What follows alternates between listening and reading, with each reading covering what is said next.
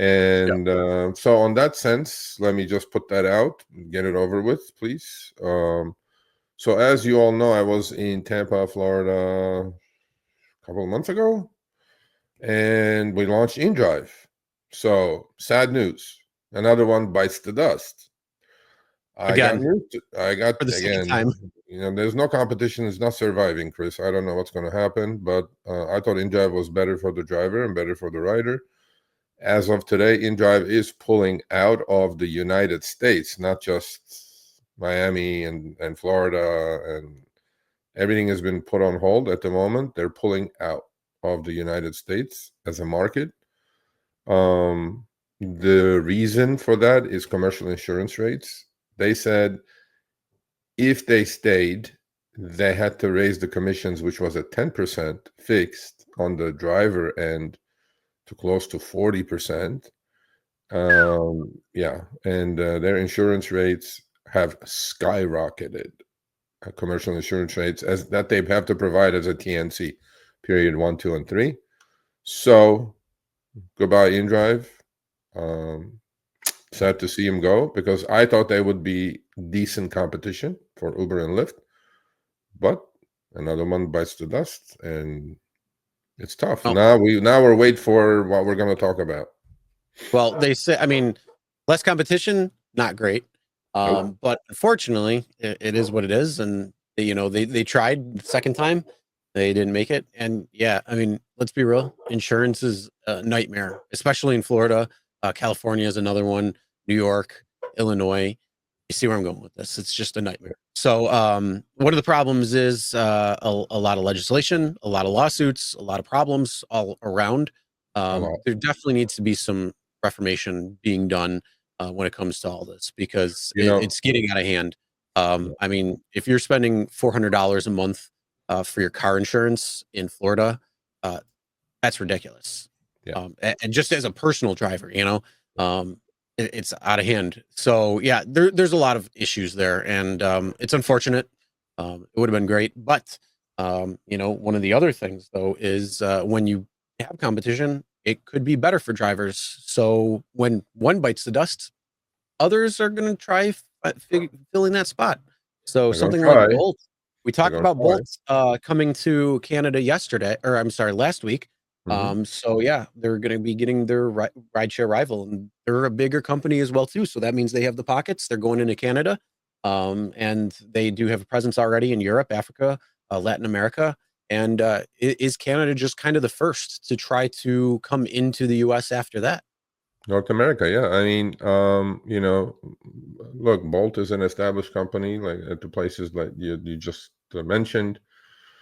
Young guy, actually, Marcus. So let's try to get him on. Let's try to have a conversation with him, talk about their expansion plans, hopefully. So the information, he plans to compete against his larger rivals by operating leaner and paying drivers more.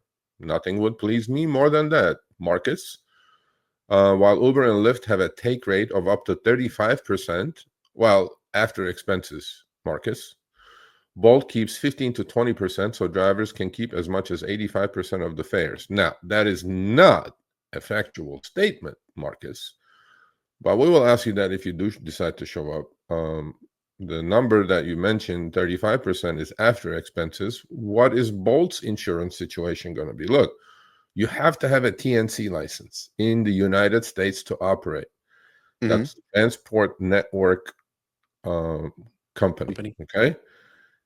And in order for that to do that, the law asks these companies to provide with commercial insurance rates. Before I forget, Chris, so I took a 2 hour and 10-minute drive from my house, Granada Hills, to San Juan Capistrano, and I took a one back. Intentionally, I was looking at billboards, okay, right alongside the freeway. I can unequivocally tell you that 7 out of 10 were law firms. In an accident, call us. In an accident, call us.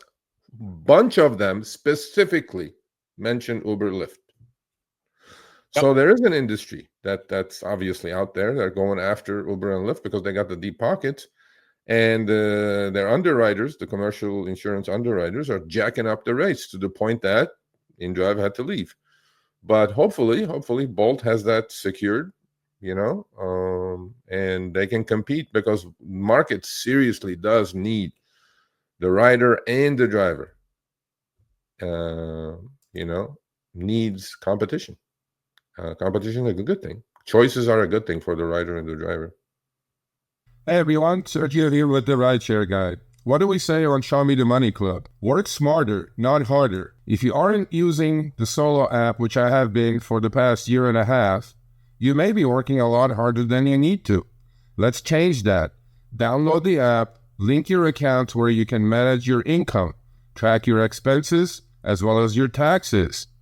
Not only that, but you can plan by optimizing your time, make more money, and even guarantee your daily pay with guaranteed earnings.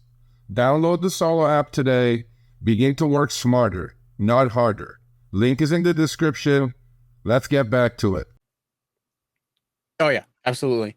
And it wins for competition on both sides of the marketplace. So you have drivers, you're going to have to incentivize more to try to get out on the road and be on your platform to try to get demand.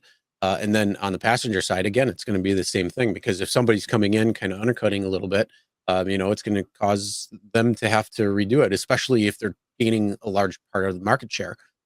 So yeah, it's definitely interesting to see. We're going to be talking about, other companies as we have. So let's see what happens with Bolt. Unfortunately, though, again, in the US, it's a different beast compared to other countries in the world.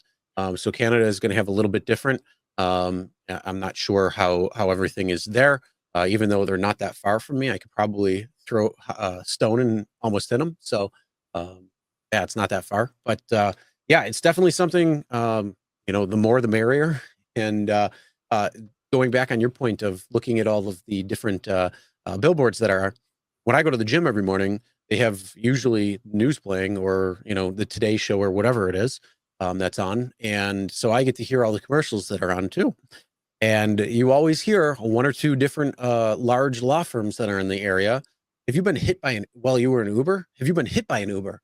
Call us. We'll get your money. So yeah, it's definitely something that's absolutely happening. Yeah. And a lot of fraud is happening too. A lot of these, fraud in the sense of riders are ordering trips, and there are gangs out there that come rear-end the driver or whatever, and then they're suing Uber because they're in P3. That's the highest coverage, right? Mm-hmm. It's all set up. So hence why you need to have dash cameras.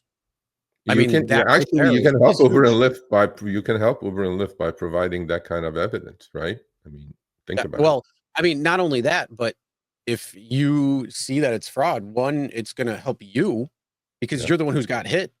So there's a lot of issues there. I mean, I'm sure a bunch of people have already seen, people who are tailgating you, they'll speed up and then they'll just slam on the brakes.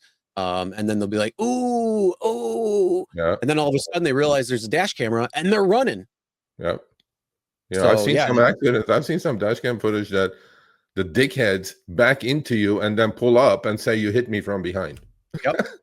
I'm like, exactly. So how dumb do you have to be, bro? There's a dash cam right there. Yeah. Anyway, but Bolt. So I'll try to get in touch with Marcus and have him on. Let's see what their plans are.